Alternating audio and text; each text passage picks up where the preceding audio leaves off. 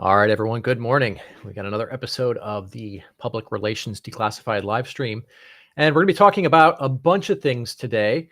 One of them you've certainly seen all over the news. This was the shooting in New York, but there's a lot of interesting connections to public relations, social media, marketing, all of the above. So we're going to be unpacking that. We're also going to be talking about the cancel queen getting canceled. So there's going to be a lot of Schadenfreude in this. And we're going to talk about why you absolutely need to make video content if you want to get featured on TV. There's a lot of great reasons for this, and this is a good kind of segue to go from not being super known to being known.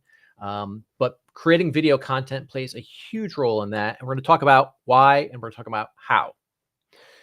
All right, and then we're going to talk about how to leverage trade publications to position yourself as an authority in your industry. So this is a very, we'll say, underutilized tactic or strategy, but there's a tremendous amount of power in it if you approach it correctly, and it's a lot easier to get into these trade publications compared to, traditional media outlets, local news channels, business publications, etc. And we're going to close up talking about what you should do when somebody you're associated with faces a PR crisis. A lot of times there's situations where this bleeds over, right? The damage to them affects you because of being associated with them. And this doesn't come out of nowhere. This comes from a recent thing that popped up in the news this week. We'll be talking about that and then how to protect yourself when you find yourself in a situation like that. And I know a lot of the people who are going to be on this live stream today are in fact connected to that person. So a lot of this information will be directly applicable to you guys in the immediate time frame. And last, we'll cover Jeremy's PR PSA, which is usually something that comes from somebody doing something incredibly stupid from a PR perspective, which gives us something fun to laugh at. And, we make fun of them a little bit, but teach a lesson in that. So that being said, we're going to go ahead and start with what to do when your business gets review bombed. Now, if you're not familiar with this, essentially this is when a whole bunch of people come to your business profile, whether it be on Google My Business, Yelp, whatever other platforms, Facebook has reviews, all of this, and they attack you for something unrelated to your business, right? They're not a customer, they're not a client, they've never bought anything from you, you've never interacted with them or worked with them, and they come to you and they start blasting your profiles with negative reviews. Now, this happens a lot, typically around political or social issues, things like that. And you may have seen in the news recently, this happened with a McDonald's in relation to the shooting in New York.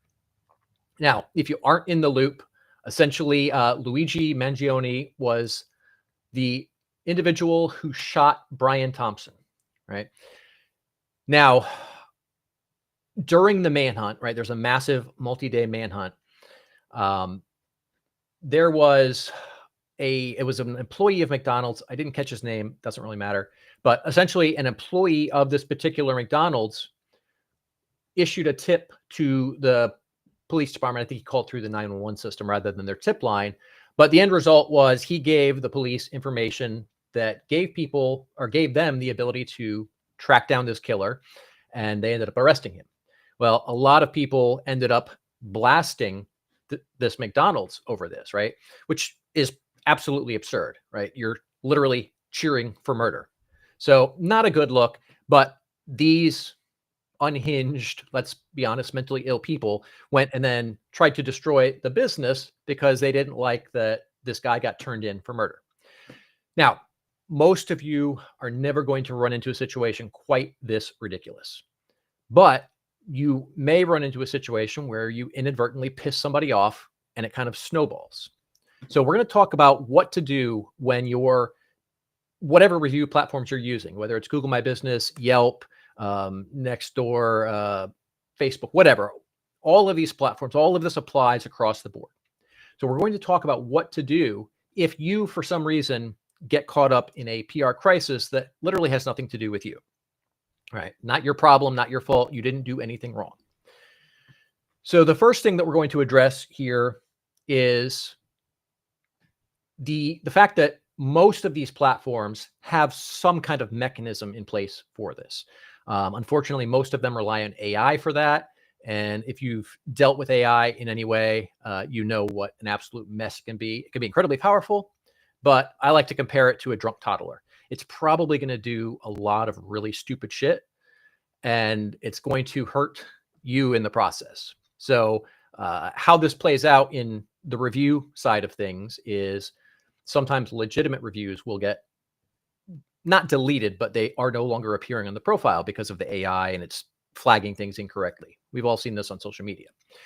But on the upside, because of this AI that's in place on these platforms, a lot of times when there's unusual activity, like you just got a flurry of reviews, they will often lock the profile down, prevent new reviews, maybe have a human look at it. And in this case of this McDonald's, Google did that almost immediately. Now, if you find yourself in a situation where you are being attacked like this, right, this is huge because it does affect how people perceive you and your company. So if you've got a bunch of negative reviews, even if those reviews are completely illegitimate, right, they're complaining about something that has nothing to do with what you do as a business. Just by somebody showing up and seeing, 3-star, 2-star, whatever your reviews plummet down to when these people do this, what happens there is there's that immediate first impression.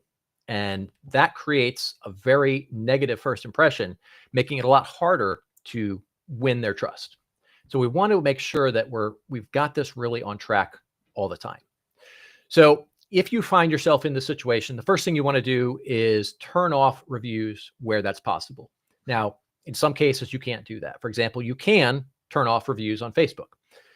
On Google My Business, or now I think they're calling it Google Business Profiles, you are not actually able to turn anything off. All that you can do is either have your profile exist or not.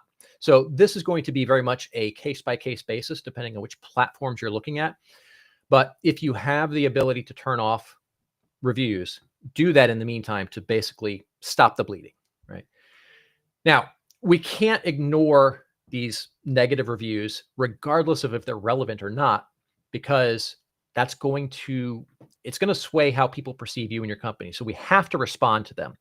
And, the other side of it is if you don't respond, maybe right now it's just, a couple of people, but let's say that gets traction and that goes viral. And now you've got hundreds or thousands or maybe even millions of people attacking your profiles, right? So this is why it's so important to really nip it in the bud, get in there early and start addressing this.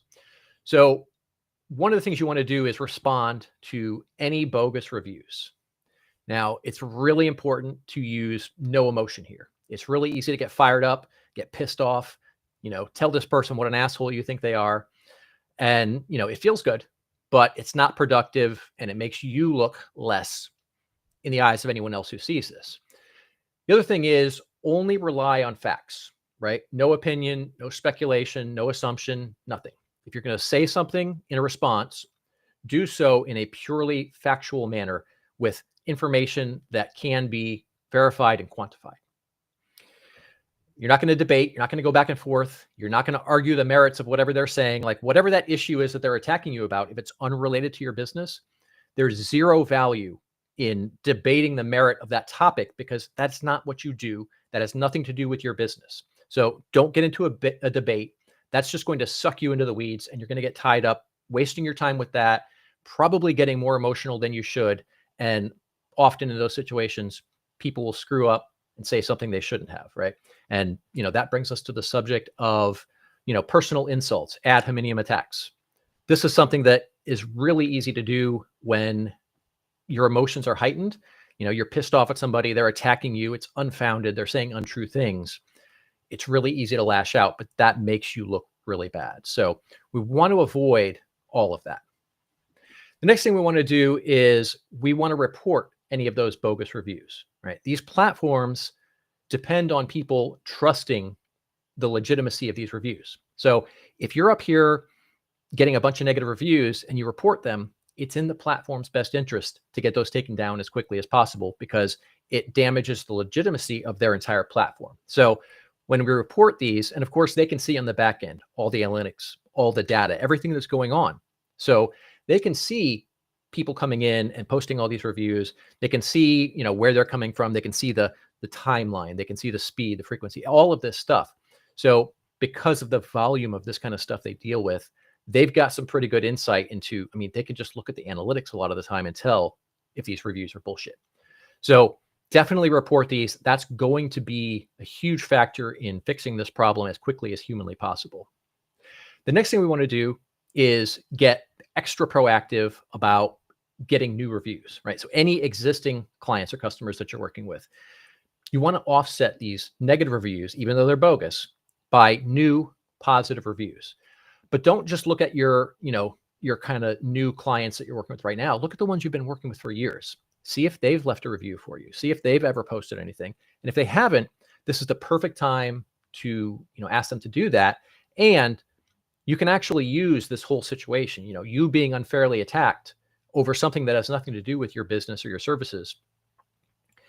A lot of times when you frame it in this way, especially if you've done a great job working with them, they're happy, they love your service, everything is good, then they're going to kind of feel like they want to get into that fight, right? Because they like you. You've delivered great value for them. They love what you've done for them. You've helped them.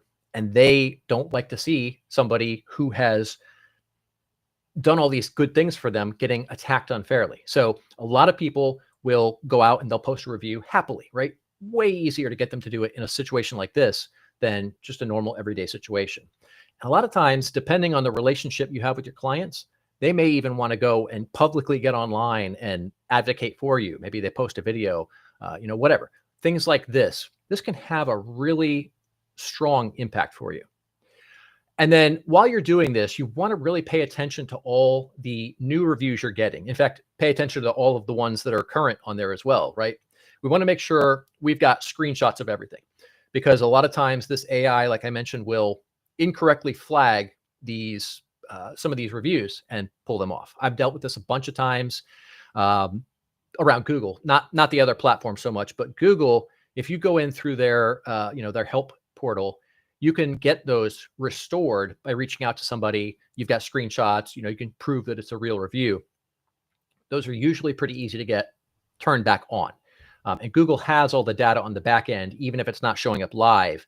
You can typically see it in the back end on your Google business profile in the admin area for that. But this is a really important thing we need to be proactively managing all the time, because first of all, it minimizes the impact of these kinds of situations. These kind of things are going to happen, and they're going to happen more frequently. We can already see, we've watched since about 2012, we've watched this kind of stuff start from, almost never happening to now it's happening all the time. So having this stuff in place, having these processes, having the fact that you're constantly monitoring stuff, you're keeping track of everything, all of this stuff puts you in a lot stronger position so that if and when this does happen, you've got so much to offset it, and you've got everything to get it basically removed and make sure that the positive stuff is there. It also creates social proof. And, the obvious part of this is with your clients or customers, but also think about it from a journalist perspective, right? If they're going to cite an expert and they go and they look you up online, and that's what journalists do. They're not just going to, take a look at your email and then just put you in an article or put you on TV. They're going to go and look you up online. They're going to verify that you are legitimate. They're going to verify that you know what you're doing, that you're an expert. And if they look you up and they find, a really low number on your reviews, maybe you've got, a 2.1, whatever, they're not going to have a lot of confidence in you. So you're likely not going to get featured. So this is a huge impact from a public relations perspective, not just with clients and customers, but also with the media. So having good reviews and having a lot of good reviews is a huge factor in getting featured in the media more often. So keep that in mind. And then it also does help with your rankings and visibility in organic search. And, the posts and Q&A feature, particularly, this is on Google, the Google business profiles. This is something else that can both further demonstrate your expertise and also, help your website to rank better and be seen for more things. All right, next up, we're going to talk about the cancel queen, and she may have finally gotten herself canceled. This is kind of interesting because our friend Taylor Lorenz here, who is seeming to compete for the world's worst human competition, was recently we'll say, taken out of the internet ecosystem. And no, a house did not fall on top of her. But her distributor for her podcast has dropped her recently. And this is in response to a comment that she made on television, as well as some social media posts that she made I do advocating believe in the for sanctity murder. of life. And I think that's why I felt, along with so many other Americans, joy, unfortunately, because it Joy? feels like, Serious? I mean, Now, this little bit of insanity here is Taylor's response about the murder in New York. So there's so many directions I could go on this. Let's unpack this first, talking about who she is. So if you're not familiar with Taylor Lorenz, she is a journalist, and I use that word very loosely, but she's a journalist who's essentially famous for being fired from multiple outlets, and then doxing people and cosplaying as a Gen Z kid while she's, well into her 40s. Not exactly a stellar human being, but essentially Vox dropped her from distribution because of the statements that she made about the murder of Brian Thompson. And she also suggested murdering more people, right? More CEOs. Absolutely insane. She actually has a history of this kind of behavior, and she is friends, at least on social media, with the murderer, which is kind of interesting. But how this all plays out is, first of all, without distribution from Vox, her visibility is going to plummet, and that's going to make the podcast far less valuable to advertisers and partners. And, when this kind of thing happens, it tends to create a downward spiral where the business collapses. And nowadays, it's really easy to get into a situation like this, and it doesn't have to be anywhere near as extreme as the nonsense that Taylor pulled. So let's talk about how this kind of thing happens, because it does happen quite often on a much less intense scale. So the first way that this kind of stuff happens is people get worked up over absolute nonsense online, right? And I'm sure you've seen this. You see a bunch of people losing their shit about a particular topic, and then it creates this particular impression. But if you talk to a normal person in the real world, right, not one of these chronically online people who are constantly looking for everything in the world to be offended by, you look at somebody who you interact with daily, somebody who you see face to face on a regular basis, and you talk about some of the shit that you're seeing going on online. Take whatever topic you want and put it in there. You'll find that most of the time, most people are pretty rational. Most people probably have fairly similar views to you.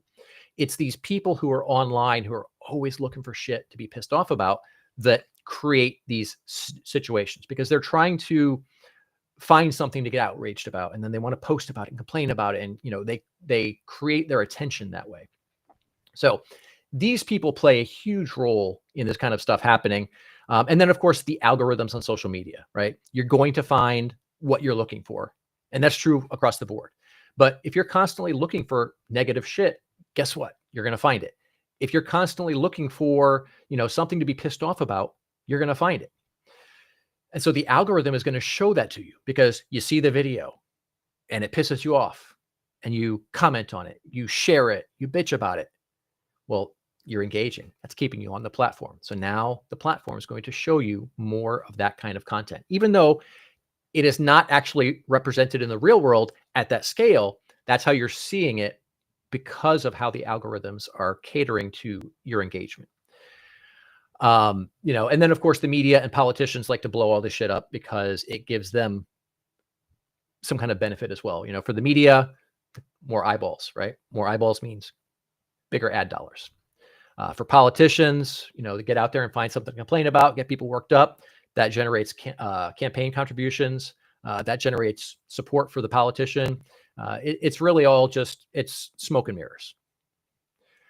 So the other thing that we see, though, is rage bait. And this is something that I'm seeing a lot, particularly on X, which is a little bit frustrating because it's a great platform, but because of how the monetization structure is set up, it definitely encourages that kind of behavior. Although that's to a lesser degree true everywhere. All of the platforms do reward this rage bait type of content, which makes the problems that they're addressing in these pieces of content seem much bigger than they are. So let's talk about how to prevent this kind of thing.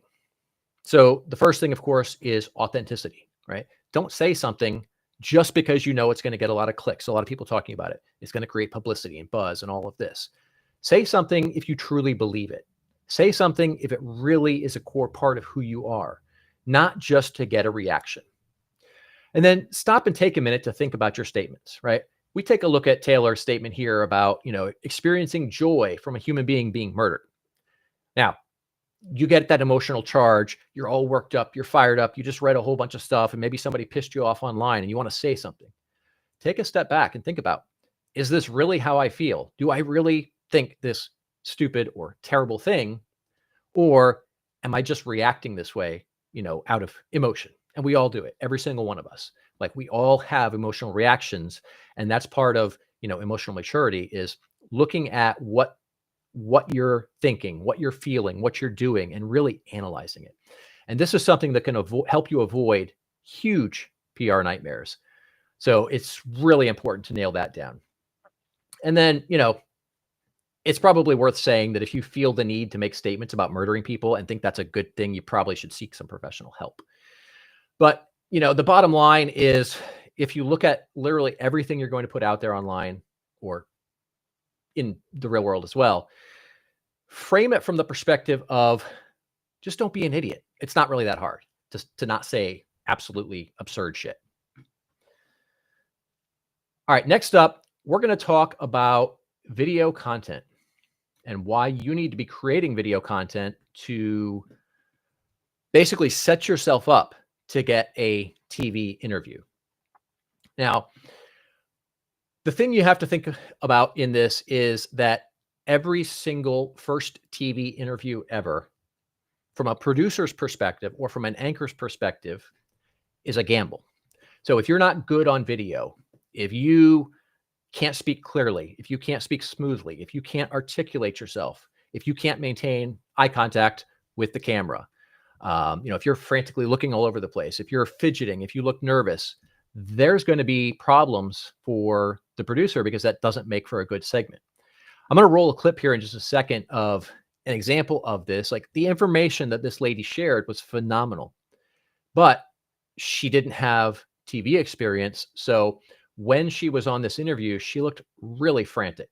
So we'll go ahead and pull that up real quick here and show you guys what I'm talking about. Only 1% of GDP comes from agriculture. We're still the third largest producer of corn, the third largest producer of wheat, the fifth largest producer of potatoes. And so when you marry production with innovation, that's why you're getting a lot of strong brands coming out of North America that are not as affected with what's going on with Russia and Ukraine. Well, Ellie, I was looking. All right. So in that clip, you saw the lady, she's looking down half the time at her notes, or she's looking like all over the place, kind of scattered. And like, to some degree, that's potentially going to happen all the time. There's always going to be some amount of that, but you want to minimize that. The other side of it is, it's going to depend on what you're talking about, right? You want to make sure that you know your information inside and out, so that you don't have to overly rely on notes. You should be able to just talk off the cuff. You should be able to, answer questions on the fly. Now, you may come to a situation where there's something related to data, and maybe there's a whole bunch of data, and it's maybe numbers or dates or things like this. And there may be a lot of stuff in a particular segment that you do have to check your notes for. But for the most part, you should be able to engage smoothly. You should be able to maintain the appropriate eye contact and do all of this stuff, because that plays a huge role in, the trust that people see or don't see when they're watching your content. And that's true whether it's your own content or whether it's, you on a TV segment. So let's talk for a minute about some of the benefits of creating your own video content and using that to basically as a launch pad to get featured in the media, particularly on TV. So, and by the way, I pulled up here the remote TV interview checklist. If you guys want to pick that up, it's a PDF that's basically a massive checklist of all of the things that we work with our clients on to maximize the impact of their TV interview. So when we talk about this video content, what we want to do is we want to show producers and anchors that we're going to be a good guest on their show. We want to show them that we can communicate clearly, that we have unique ideas, that we have a perspective that others don't, that we can, explain things in a way that people outside of our industry can understand. So this is an awesome opportunity to create content that works for both, because whatever's going to be useful for your clients, your customers, right? The questions that they often ask you, these are the same kind of pieces of content that are going to be valuable for journalists and producers, right? So if a journalist or producer is looking for an expert on a topic and they come across somebody that's, got a pretty weak social media profile, they don't have a lot of followers, they've got no content, they don't really have anything that demonstrates their expertise, or they come to somebody who's got hours and hours and hours of content and it's going deep into their subject matter, right? Explaining things in a way that others don't, breaking down details that others don't understand or even know about, for that matter. Maybe them speaking on stage at industry events, maybe all kinds of different things like this. But this video, it demonstrates to journalists that you are qualified, that you know what's going on in your industry, that you're somebody who can confidently educate their audience. And so this is why we need to be creating video. And it comes down to creating deep content, right? You want to go into a subject in more depth than your competitors are. And then also the volume of content. So the more videos that you have out there, the better impression that makes. So this is a huge thing. And then the other side of that is, of course, the way that these algorithms work. The more video content that you're putting out there, think of those kind of like, throwing out a fishing line. You've now got these pieces of content out there that could be seen by not only clients and customers or potential clients and customers, but also by journalists, by anchors, by producers. And that content shows them that you're an expert, that you know what you're doing, and that you are uniquely qualified to solve the problems that their audience has. So this is a huge opportunity for you. And the more that you do it, the more exponentially the impact grows. And then there's a cool part to this that a lot of people don't talk about, and that is how the content can actually lead to story ideas. Now, your content itself can spark ideas for producers, which of course, then they tend to reach out to you to be on that segment. But also your delivery can create ideas. So if you're really good at speaking, you're really good at communicating, and you can say things in a way that is particularly engaging or particularly humorous, then that's going to spark a lot of opportunities as well. So we want to try and find ways to work humor, creativity, intrigue, and surprise into your content, because that's going to get people emotionally hooked. And now all of this content out there that's leaning hard on their emotions is going to act as basically, little fishing hooks to land you TV features. All right. Next up, we're going to talk about using trade pubs to position yourself as an authority in your industry. Now, this is something just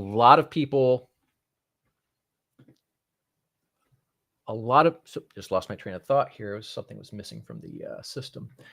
All right, so trade pubs. All right, these are a different type of media outlet than a lot of us are familiar with, right? We all think about Entrepreneur, Forbes, Inc. We think about Inman. We think about, well, not Inman. Inman actually is one of the trade pubs. But we've got these giant publications. We've got local news. We've got national news. We've got all these things that people typically think of when they think of the media. But a lot of people don't think about the trade pubs, like Inman, for example, which is, for real estate professionals. You've got Construction Executive for the commercial construction industry. Dental Economics is another good one. This is on the kind of the business side of the dental industry. So you've got these trade pubs, which are basically built specifically around serving that industry, right? It's not catering to the masses. It's catering to that specific industry. Where the opportunity in this lies is that trade pubs face the same problem with content than any other media outlet does, right? They need content. They can't, there's no business that has enough budget to create as much content as they really want to or really need to, right? So this is something that is more exaggerated when it comes to trade pubs, because they typically will have some on-staff journalists, but a lot of times it's all contributors from the industry. So part of the problem here is there are fewer real experts out there, right? If I'm writing an article about something for entrepreneur, I would have to have a certain level of skill set. But let's say I go and I write for, let's say, PR Week, public relations magazine, right? Very industry specific. I would have to have a very different level of expertise, a much deeper level, right? So to write specifically to your industry, you need a higher level of expertise. And there's fewer people who have that level of expertise. And the bar is higher because you're among your peers, right? If you've got this expertise that you provide to your clients, that's great. But now you get around other people who do the same thing as you. All of that knowledge, or at least a lot of that knowledge, is just kind of taken for granted because, yes, everybody else there knows that. So you really need to step your game up if you're going to take this approach. But it's a huge opportunity because, for the same reason of that bar being high, if you're being featured in a trade publication for your industry, people are generally going to say, well, hey, like this person's been vetted by others in that industry. It's not just, he's writing for Entrepreneur, or he's writing, or he's interviewed on, Fox 10 or whatever. It's something from the industry. So the vetting is already higher. So it does help with creating a higher sense of authority there. And the thing to think about here is if you can write well, which most people can't, this makes it really easy to get in here and take advantage of this opportunity because they're always looking for writers. But first of all, there's not enough experts. And second of all, most people can't write. So if you are an expert and you can write, you've basically got a free key to get into this, right? It's pretty simple in my opinion. But we want to maximize the impact. So when you're going to pitch a trade publication, rather than pitching and saying, hey, I'd like to write this article on XYZ, I approach it a little bit differently. Whenever I'm going to pitch, I will pitch a column, but I always open really short, something like, hey, I love your publication, XYZ, whatever it's called, would love to write for it. Here's a few of the articles that I've written at other publications. Let me know if you'd be open to talking about this, right? Doesn't have to be crazy. Doesn't have to be super in depth. If they say yes, now you come back and you pitch the specific ideas, but you don't, dump everything in right out of the gate. Now, if you already got a relationship with them, then maybe you can pull that off. But generally, you want to kind of work a little bit soft because not all of them are looking for writers. Most of them, but not all. If they say yes, they are interested in you writing for them. And something to note here, most of them are not going to pay you anything, right? If you're writing in exchange for that authority and that exposure. You're not going to be paid in most cases. All right, jumping back to this. If they are interested, what I would do at that point is send 6 to 12 topics. And then for each of those topics, have a few bullet points of kind of, what an outline for that article will look like. What do you have in mind for that article? What direction is going to go? What information is it going to share? What insight is it going to provide?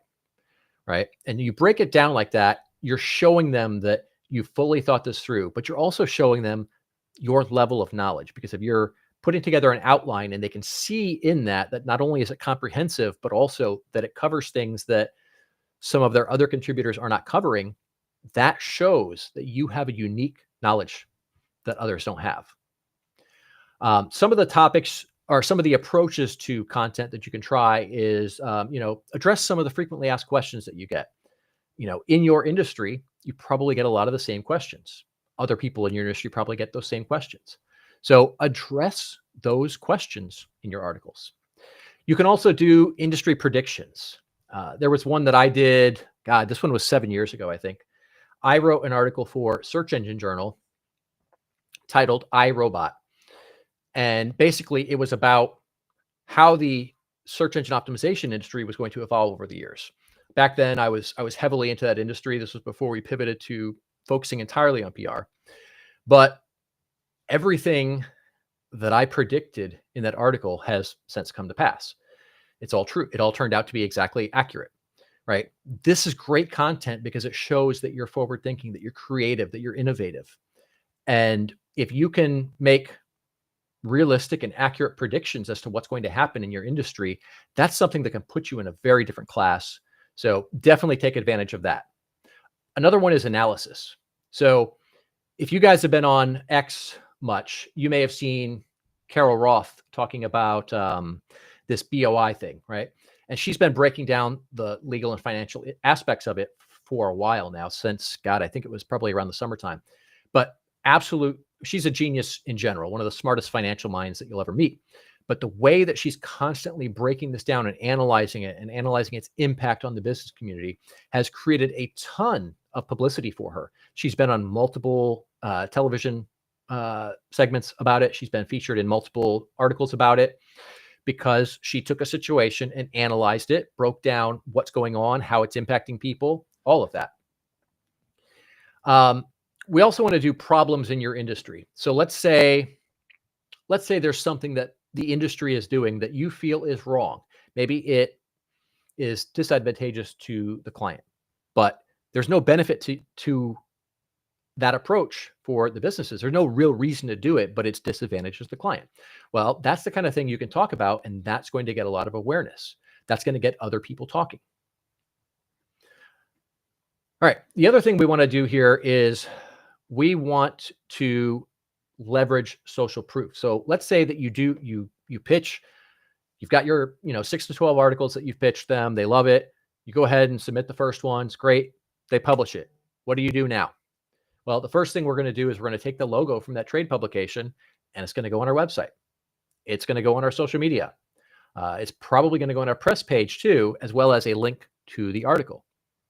Now, this creates that social proof because it's showing that not only do you know this information, but you've been vetted by this trusted third party, right? So that creates a very different perception of you, very powerful approach here.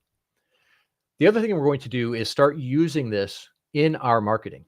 So we'll share the links on social media, of course, but then we can also take and make quote graphics out of that content.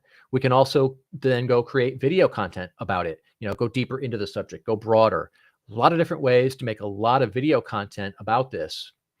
And this becomes a massive library of content that we can use in all of our marketing. So next up, we're going to talk about what you should do when somebody you're closely associated with is facing a PR crisis. But for whatever reason, it appears to have disappeared in my studio here. So we're going to have to just kind of fly blind a little bit on this.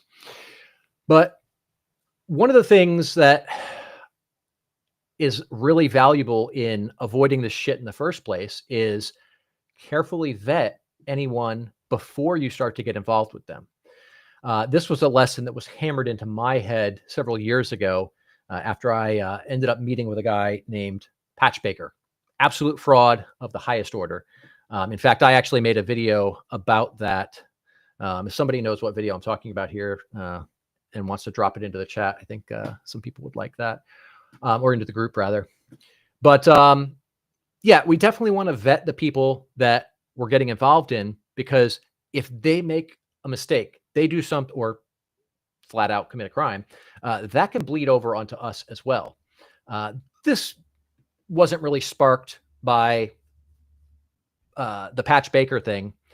This was actually sparked by a PR crisis that popped up for somebody else in the real estate industry who was just indicted and is facing 30 years in prison over the actions that this individual took.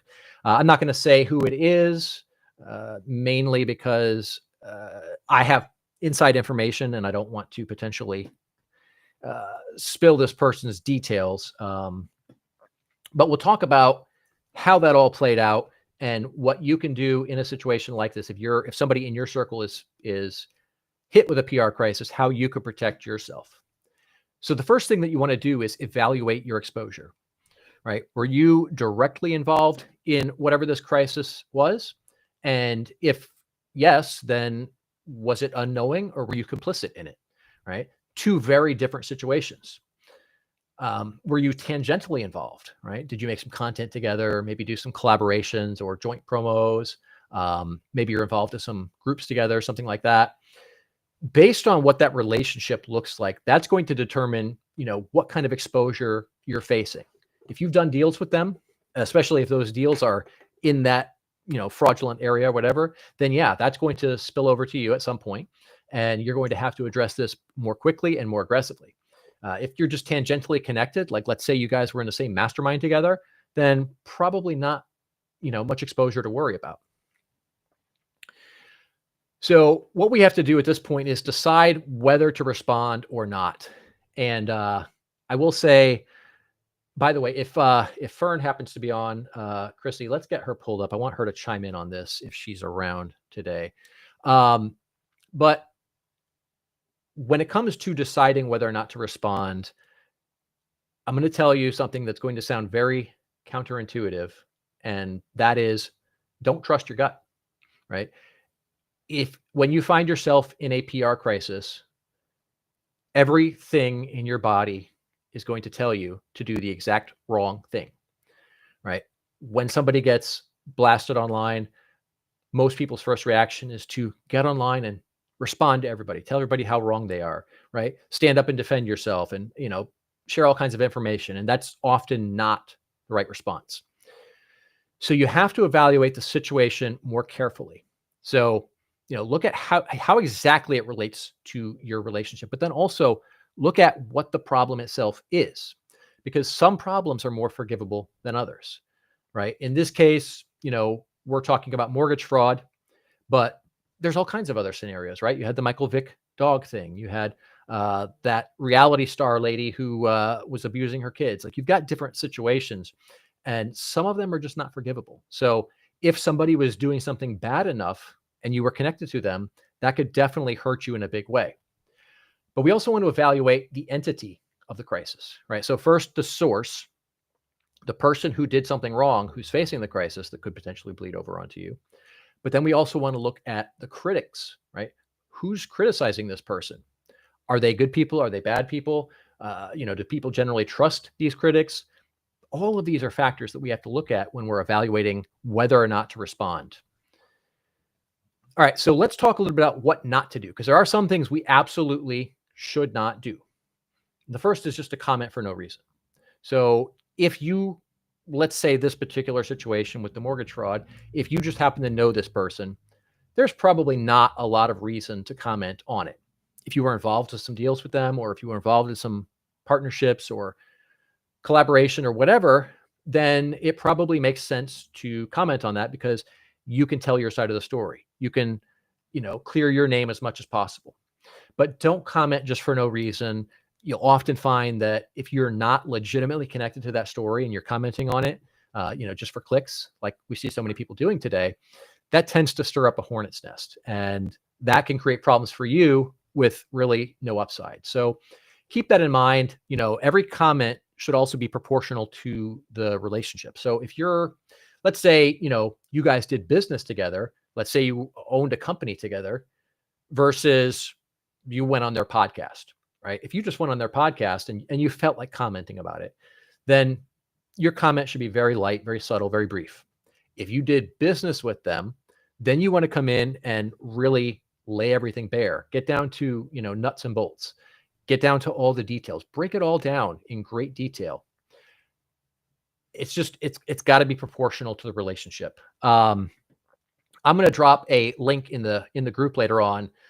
There's actually somebody in this particular situation who was associated with that situation, and he put out a great response video. It's like an hour long, something like that. But basically, he broke down everything about their relationship, what happened, how she ended up using him to commit her fraud, all of this stuff.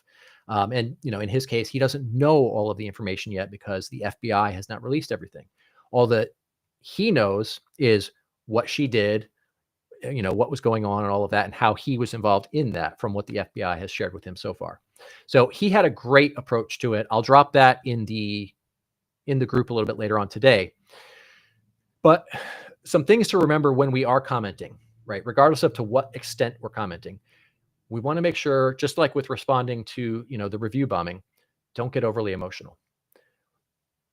In 99.9% of situations, getting overly emotional is going to be detrimental. It's going to make you react poorly, or it's going to make you snap, respond in a way you might not ordinarily. And, keep in mind, you're already at a point when emotions are running high.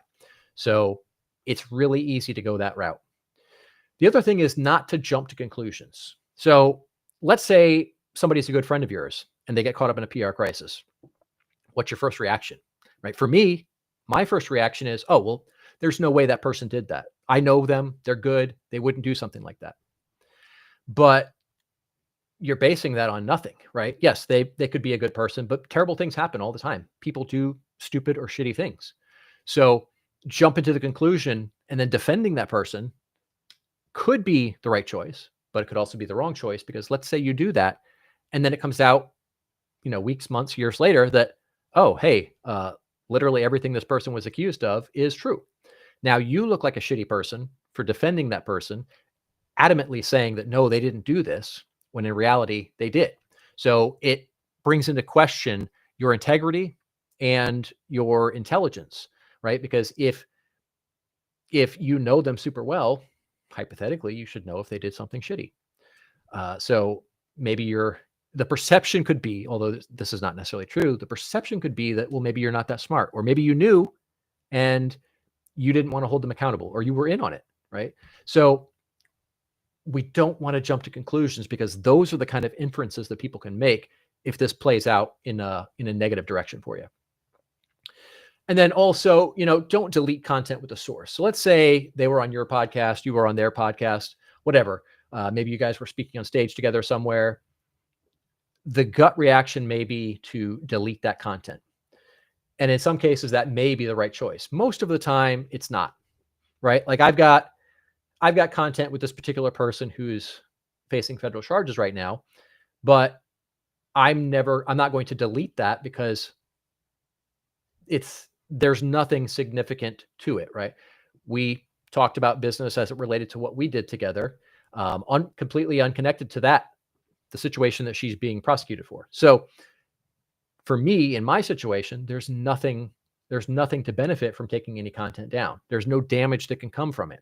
Now, if somebody did something significantly worse, they murdered somebody, they hurt kids, they, burned down a school, whatever, that's going to be a very different situation. And you would want to completely remove that individual from anything wherever possible, right? This is stuff that is kind of a case-by-case basis. In some cases, you'll delete the content, but in most cases you won't, because then it just makes you look like you're guilty or you're trying to hide something. So the only time I would remove content that involves that person is if it's something just absolutely heinous that is unforgivable and there's no excuse ever,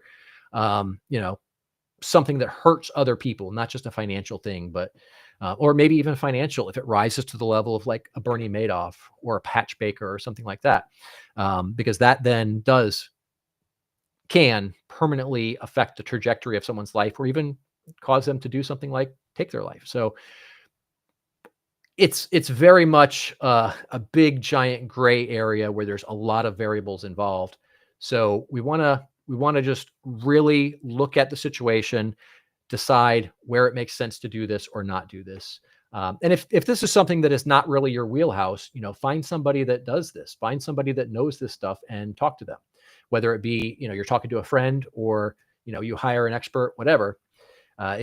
This is an area where when it comes to PR crisis, it can go bad really quickly if you make a mistake. So step very cautiously here. All right. Next up, we're going to roll into Q&A. I see that we've got a few people queued up here. Chrissy, you can go ahead and just start popping them in whenever they are ready. And if we have Deb here today, awesome. We're going to do a little tease about an event that she's got coming up here. And then we'll do a bigger, more in-depth stream about that a little bit later. All right, Remso, good to see you, man. Jeremy, great to be here. Can't see who the other one is though. Is that Jason? All right. Hey, what's up? Good to see you guys. All right. So, you know what? Let's do ladies first here. I'm a little bit old school. We'll have Deb talk briefly about the upcoming event, and then from there we'll roll into Remzo and Jason here. So, Deb, let's take about 2 minutes and just talk about this event that you and I will be talking a little bit more in depth about on Friday. Sure. Thanks for having me. My Hi, pleasure. Jeremy. Hi. Yeah, so I'm doing an event, and it's called the Unlock the Entrepreneurial Edge. And what it is I interview speakers. And what's great about it for the speakers is that we collaborate, and you get in front of a targeted audience, and you get your reach out there for free. So you collaborate with other speakers, and so it's just a great way to reach a targeted audience, and and it's a great connection with other, speakers connect with each other. And so it's just a great way to get your reach out there, and it's free. It doesn't cost you anything. And we all want to, get our reach out there a little bit further. So yeah. Indeed. Awesome. So that'd be awesome if anybody wants to join and wants to be a speaker on there. That I usually do like 20 speakers. And so it's a great way, and it's a nice way to connect. And it's just an interview where we show your expertise. Love it. Now, for everybody else who's on with us, or if you're catching this afterwards, I've been in on a few of these with Deb. You've done what, 5 now, I think? 5 or 6? Yeah. Okay. 5. Great events. Like she's saying, you've got this piece of great content. You're speaking, you're the expert, you're sharing your knowledge. But then you also have all these connections, all these resources that you can meet with who are speaking at the event as well. So Deb and I are going to do a live stream on Friday. We're going to talk a little bit more about this, kind of what the structure looks like, how to maximize the impact.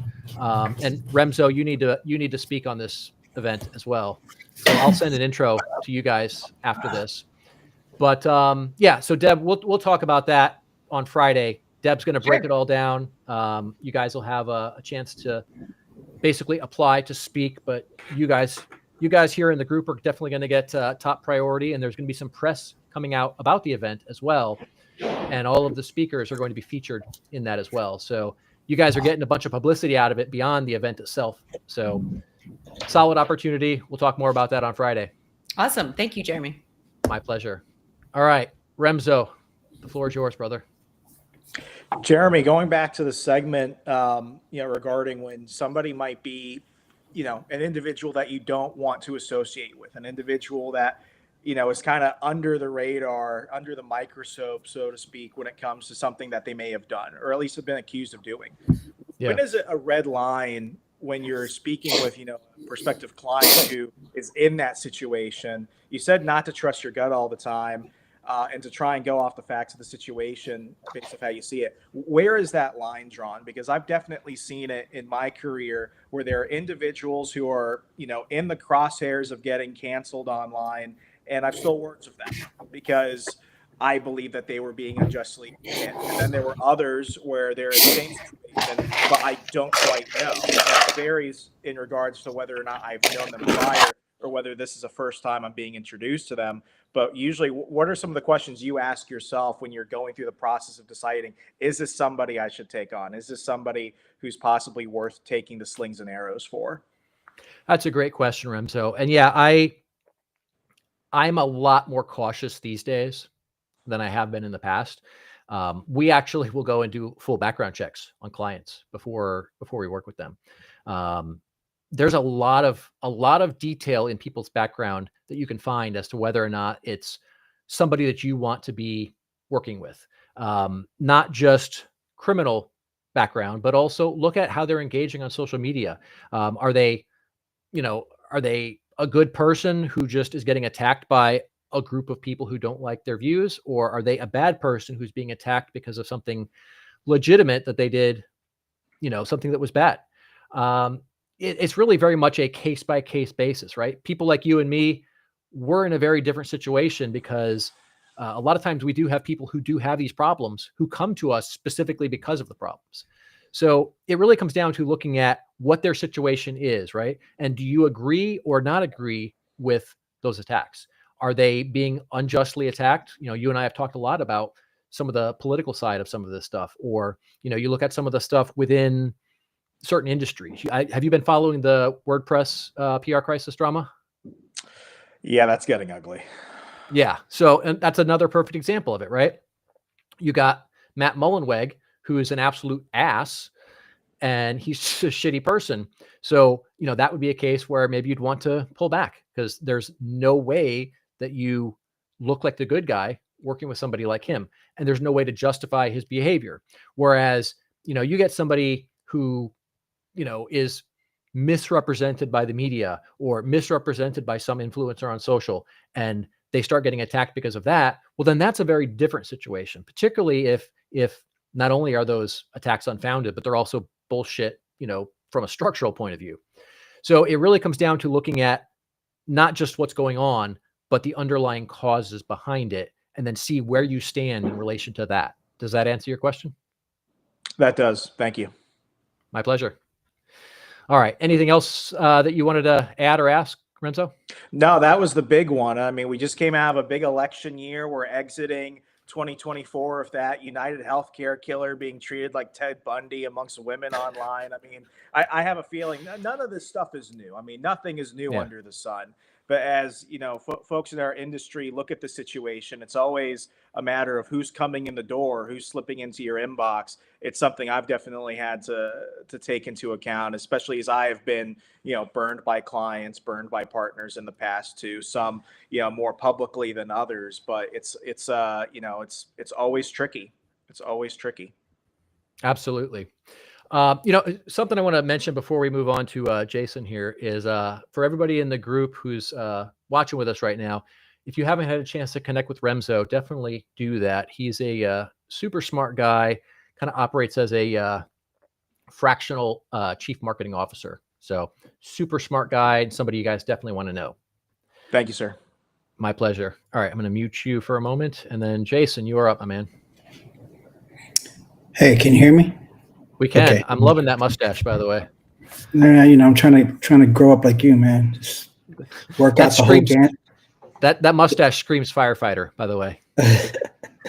Actually, we're not allowed to have it because it doesn't. There's a thing where the mask doesn't really cover your chin, so the waterproof seal. Yeah. But yeah, be nice. The same in the military. Yeah. All right. So I guess a two-part question. Number one, when you talked about the relationship thing so everybody, as you're growing your business, whatever, you're very excited about meeting people and like you said, there's a background check that has to happen at some point, right? So yeah, I guess my question to you is there a specific service that can kind of give you like a score, a risk score, or a relationship risk score on certain people? Because I remember the event you were talking about with Patch. I know that dude got a lot of people jammed up, and they're super smart people of means and influence, and they were all jammed up because of that, especially because they gave him a stage even. So yeah, how is there any service, I guess you could say now, even if it's not super comprehensive, that can give someone a score on someone and say, hey, this guy leans this way, overall might not be a good match for you, or there's a yellow, or there's a danger, a risk score to somebody like that, kind of like, you would do with investment properties and something else like that. Is there anything, or do you kind of just customize it for the person? What do you do in your situation?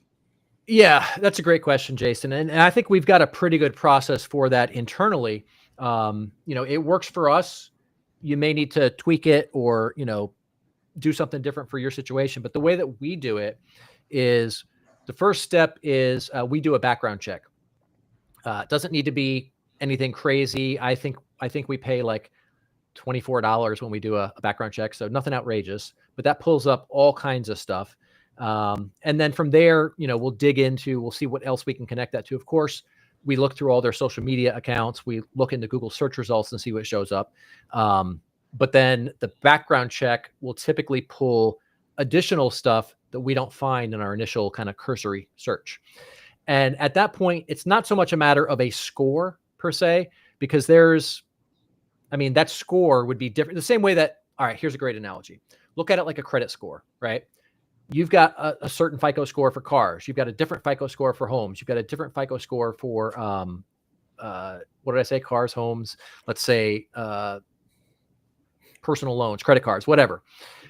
So those different scores in each of those, the factors that determine the score are weighted differently. So the same applies when we're looking at somebody's background. So if I'm looking at somebody as a potential PR client, I'm going to be looking at them differently than, let's say I'm hiring somebody as an employee, right? I'm looking for different things. So when I run that background check, there's not really a formula or anything like that where I can look at it, look for a score, but I go through and I just kind of evaluate, based on my intuition, based on my experience. If I see a bunch of shit that looks a little questionable, I might ask them about it. And then their response is going to tell me everything I want to know. And if it's something uncomfortable, something awkward, a crime, something sexual, something, whatever that people don't want to talk about, typically they're going to have one of two reactions. Either they'll get real embarrassed and kind of shut down a little bit, and that's actually kind of a good sign, or they'll get real defensive and try to argue it away or deflect. And that's a huge red flag. So that's how I look at it. Does that help you? Yeah, I guess it's on a case-by-case basis, but there's people that get to this point in their life, right? Maybe they've, I don't know, did some bad stuff. Maybe they were arrested in the past and they got their life turned around. Maybe they were, got a bankruptcy, or maybe like all these things, right? So I guess it just depends on what that relationship is supposed to look like professionally that would guide you towards, hey, we can be friends, but I don't know if I can have you on this because technically, like, I'm supposed to be here for something, a positive spin, unless your story is a redemption story and we can kind of work that in, but you got to be the type of person, and Kenny, you brought it out there, to let that come out too as part of this process between us. Or if you're going to be real defensive and, try to skirt the details and let's say the framing is, the whole thing online. I'm rich. I have boats, I have penthouses, but you're framing it as if you're successful, but you're renting everything and you're, $100,000 in the hole every month and just, fake it till you make it kind of thing. I'm guessing that kind of stuff, even just a basic background search, puts some of that out there, and then maybe a couple other things. It's very hard because, like I said, how often do you do this? But I guess for your business and I guess some other people at a higher level are going to want to just make that part of their process and in anything. And I for podcasts and all that, I don't even know, do people really do that? But I guess in this day and age, unless you if you ever were at a Diddy party, you got some explaining to do. And that's unfortunate, but whatever. Like people say, I only went to the first party, not the second or the third party, but still got some explaining to do. Anyway, all right. So that's that. Do you have any more to add to that, or no? You good? No. I think unless you had any other questions on that, I didn't have anything else to add to that. But I think now would be a perfect time to tease something else. Well, yeah, and I'm gonna let you do that because I actually have a question let me ask this question, and then your tease is probably gonna just lead right into it.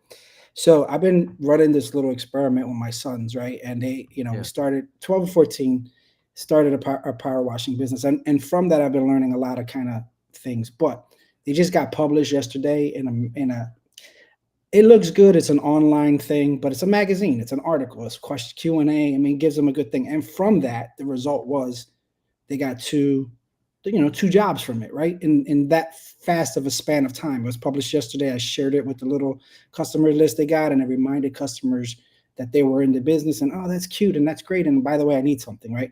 Like that is the whole purpose, I think, of publicity and PR. It's not so much we're bragging or boasting. We just want to remind people we're out there. So because you went down that road today, I thought it was relevant that PR is just getting one thing in one seemingly, somewhere where there's a light to be shown, and then taking that and then leveraging that to the next thing and the next thing and the next thing, because I was able to do that, get on the TV show just off the strength of a couple of newspaper articles that made me seem like I wasn't going to be a bad bet for the person interviewing. You know, I didn't do the whole Matt Wolf jump on there and pretend I'm a racist kind of thing at DEI. That was genius, by the way. But like, you know, I didn't fake create something, but like that, the importance of just getting that first one and then just leveraging that to the next thing and the next thing and next thing. But my question is this: for kids, do you have any insights on how to do that where you're not overshadowing them, like the, you know, what do you call it, a dance mom? I guess you could call it a entrepreneur dad, where you're like doing everything for them, but they're like not really into it, but like making it authentic where people, you know, they like it, you like it, it's actually doing what it's supposed to do, and it's not this forceful, manufactured, fabricated, inauthentic thing. Like, do you have any, like, one or two maybe tips about like how to get that for, you know, for a local small service business? Yeah. So great question. And I mean, you answered part of it in your question, right? So authenticity is the key. If you're trying to get them to do it and they're not interested, then that's never going to be authentic. It's never going to resonate, and it's never going to get traction. On the other hand, if they are legitimately interested in this, they're doing it because it's what they want to do, then you're going to be in a very different situation. It's going to be authentic, it's going to resonate, and it's going to get traction. So that's the foundational part of this. From there, you just need to step back, right? As entrepreneurs, we're driven. We want to jump in, we want to get our elbows into everything and do the stuff that needs to be done. And it's really easy to do that, especially with kids, but we need to step back and let them do it, and also let them fuck up, right? Because it's the act of them doing it. They're going through the uncertainty, but they're taking the actions anyway.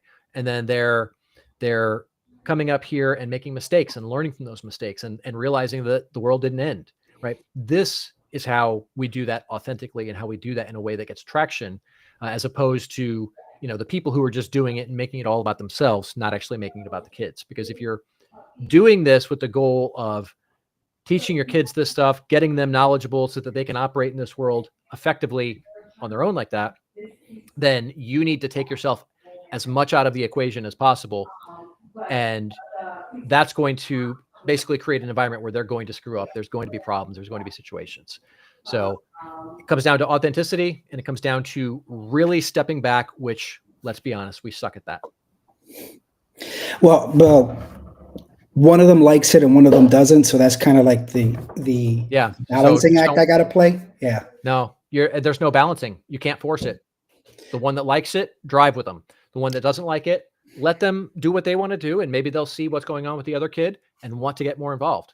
But if you try to force it, it's never going to be authentic, and it's never going to be effective.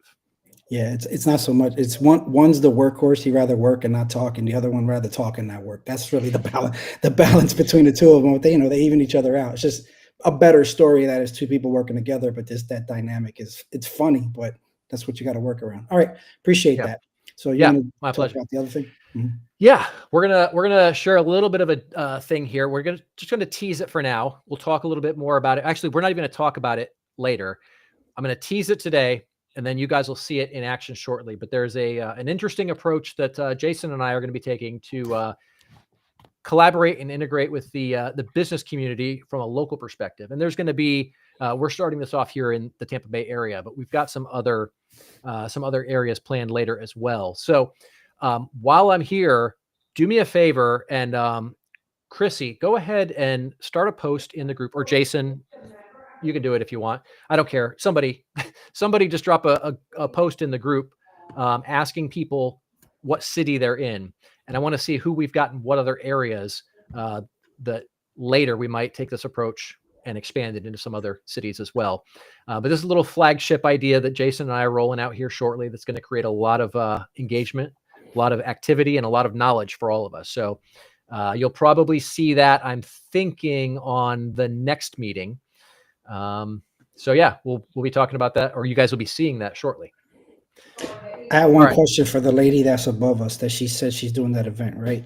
So she mentioned speaking and that it was good for everybody, but like, who's the target audience that's going to be in the crowd? Because, you know, a local service business is going to have a different target audience than, say, someone who's a professional speaker or they have a book. You know, I'm just curious about that. Not that I'm necessarily a speaker, but just wanted some clarity about that. Well, the targeted audience is service-based businesses. Okay. So that's a pretty broad audience. But what's nice about it is you have a topic and then each speaker shows their expertise. And then it's an opportunity for each speaker to then get in front of someone else's audience that they would never be able to get in front of. And these are for local. No, businesses? no, it's worldwide. So you could have an expertise in, you know, like Jeremy's been on it, so he talks about PR, and you know, and so other speakers could be talking about something else, but it all is giving value, and so you have value-driven content. It shows you as an expert in what you do, and then audiences will connect with you if they you know, are looking for what you are offering. And so then you have a collaboration of 20 speakers that are all talking about their expertise, and then they offer value. So they're actually giving cutting edge strategies and insights, especially for like the new year. And and then that's how they everybody collaborates, and you get in front of other speakers' audiences. Okay, got it. Thank you very much. Mm-hmm. All right, awesome. And Jason, we'll be talking more about that on Friday.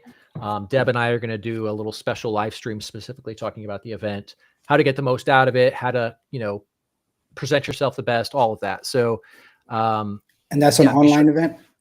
Mm-hmm. Yes, correct. Okay, got it. That's what I was kind of trying to figure out. All right, thank you. Awesome. All right, everyone. If we've got any more questions, feel free to pop in. Otherwise, we are going to go to my PR PSA, and then we'll close out the show. While we're waiting, Chrissy, do me a favor and drop a post in the group tagging Remzo, Deb, and Jason so that anybody that wants to connect with them can do that. All right. Thanks for joining me, guys. I'm going to roll into the PR PSA. Whoops, we're not quite there. Let's see. All right. And for whatever reason, we are having a technical issue. Oh, well, apparently my PR PSA is not working. So essentially, my PR PSA for the day was maybe don't encourage murder as a comms strategy. It's not that hard to be a little bit smarter. All right, guys, that's a wrap for today. Check out the group. There's going to be some resources we're dropping in from today's episode, and there's some connections you guys should make in there. And we will see you on the next one. Thanks, everyone.